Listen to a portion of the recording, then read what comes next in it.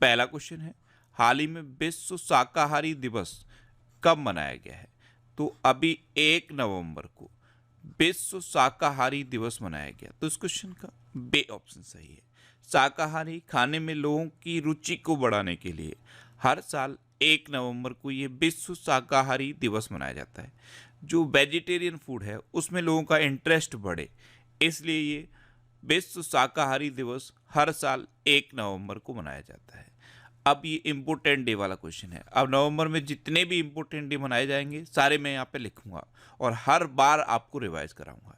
Important day याद करने का सबसे अच्छा तरीका होता है, जब भी कोई इम्पोर्टेंट डे आए उस मंथ के सीक्वेंस में आप इम्पोर्टेंट डे रिवाइज करो।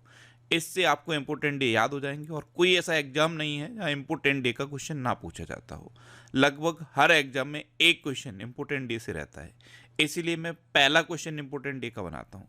तो इनको आप रिवाइज जरूर किया करो। अच्छा, आज की इस वीडियो का हम टारगेट रखते हैं 40 या लाइक का। तो अगर ये वीडियो आपको अच्छा लगता है, हेल्पफुल लगता है, तब आप इस वीडियो को लाइक और शेयर जरूर किया करो। और मैं आपको भी बोलता हूँ, डेली मॉर्निंग में उठकर सबसे पहले अपने लिए एक टारगेट फिक्स करो। चाहे छोटा सा ही टारगेट फिक्स करो, लेकिन डेली मॉर्निंग में उठकर सबसे पहले अपने लिए एक टारगेट फिक्स करो और फिर अपना पूरा दिन उस टारगेट को अचीव करने में लगा दो। आपकी लाइफ ऑटोमेटिकली अच्छी हो जाएगी। नेक्स्ट क्वेश्चन है, किस सामाजिक कार्यकर्ता को रोहिणी नैयर पुरस्कार से सम्मानित किया गया है? तो एक सामाजिक कार्यकर्ता हैं दीनानाथ राजपूत, इनको अभी रोहिणी नैयर पुरस्कार से सम्मानित किया गया। तो इस क्वेश्चन का सी ऑप्शन सही है। बस्तर के सामाजिक कार्यकर्ता हैं दीनानाथ राजपूत। ये हैं दीनानाथ राजपूत। ये इंजीनियर से सामाजिक कार्यकर्ता बने और इनको ग्रामीण विकास में इनके उत्कृष्ट योगदान के लिए रोहिणी नैयर पुरस्कार से सम्मानित किया गया। अच्छा, अभी 8वीं बार बैलन डी'ओर पुरस्कार लियोनेल मेसी ने जीता है।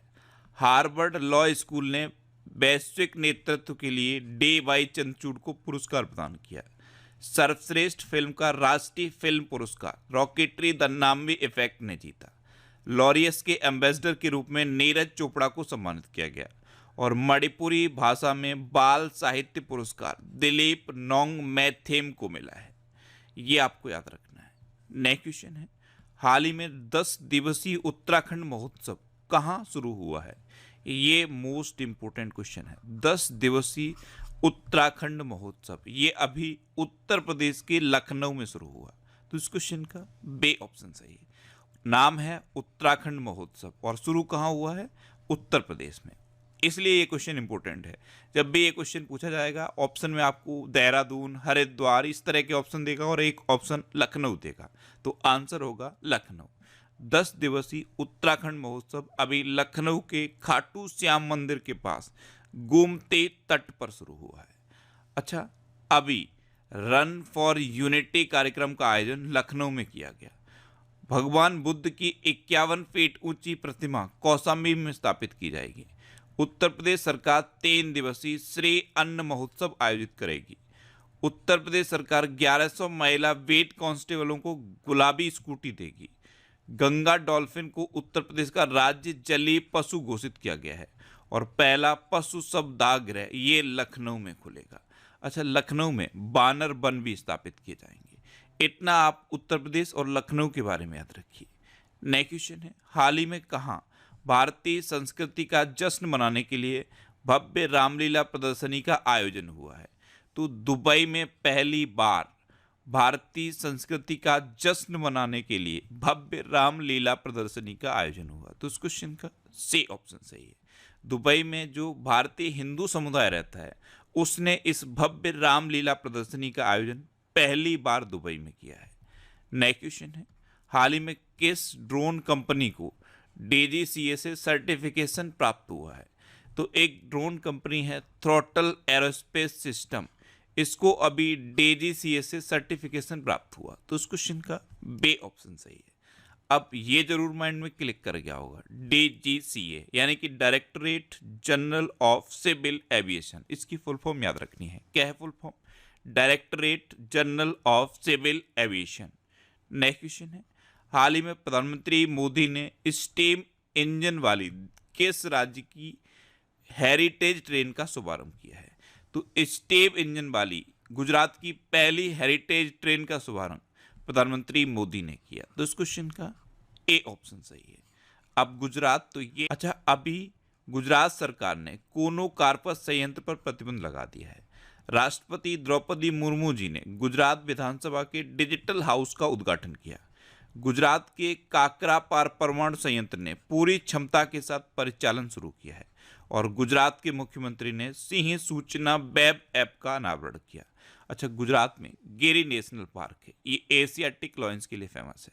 सरदार सरोवर डैम है, नल सरोवर लेक है, थूल लेक है, कंकड़िया लेक है और खिजाड़िया लेक है। नेक्स्ट क्वेश्चन है, हाल ही में किसे 54वें international film festival of India में अंतर्राष्ट्रीय जूरी पैनल का अध्यक्ष चुना गया? तो अभी शेखर कपूर को 54वें international film festival of India में अंतर्राष्ट्रीय जूरी पैनल का अध्यक्ष चुना गया। तो उस क्वेश्चन का सी ऑप्शन सही है। ये हैं फिल्म निर्माता शेखर कपूर और इनको 54वें international film festival of India में अंतर्राष्ट्रीय जूरी पैनल का अध्यक्ष चुना गया।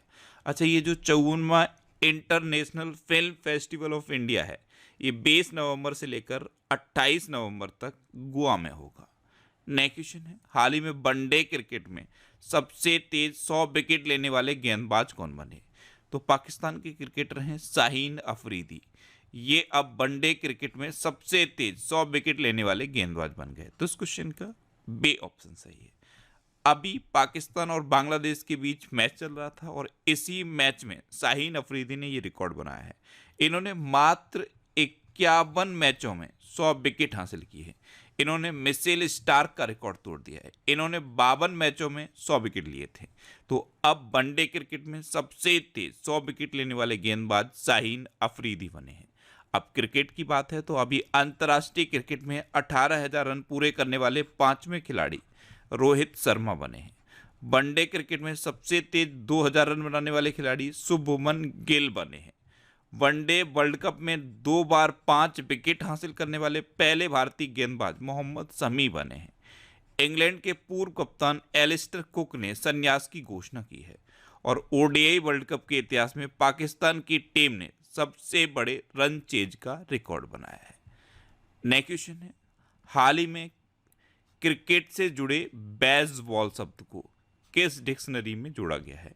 तो एक वर्ड है बेसबॉल, इसका यूज क्रिकेट में किया जाता है। और क्रिकेट में कब किया जाता है? क्रिकेट में आक्रामक दृष्टिकोण अपनाने के लिए इस शब्द का उपयोग किया जाता है। अब इसे कोलिंस डिक्शनरी में जोड़ा गया है। तो इस क्वेश्चन का सी ऑप्शन सही है। ये जो शब्द है बेसबॉल, इसे अब कोलिंस डिक्शनरी में जोड़ दिया गया है। नेक्स्ट क्वेश्चन है, हाल ही में किसे wild life photographer of the year पुरस्कार से सम्मानित किया गया?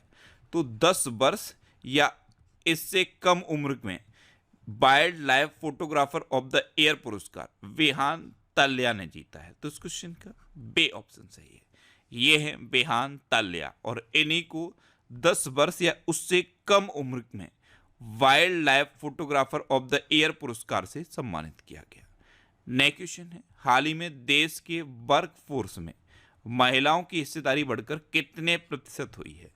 तो 2017-18 में देश में वर्क फोर्स में महिलाओं की हिस्सेदारी 23% थी, जो अब 2022-23 में बढ़कर 37% हो गई है। तो इस क्वेश्चन का सी ऑप्शन सही है। तो देश के वर्क फोर्स में महिलाओं की हिस्सेदारी अब बढ़कर 37% हो गई है। नेक्स्ट क्वेश्चन है, हाल ही में किस राज्य ने 1 नवंबर को अपना स्थापना दिवस मनाया है? तो देखो, 1 नवंबर ये स्थापना दिवस के मामले में बहुत इंपॉर्टेंट है।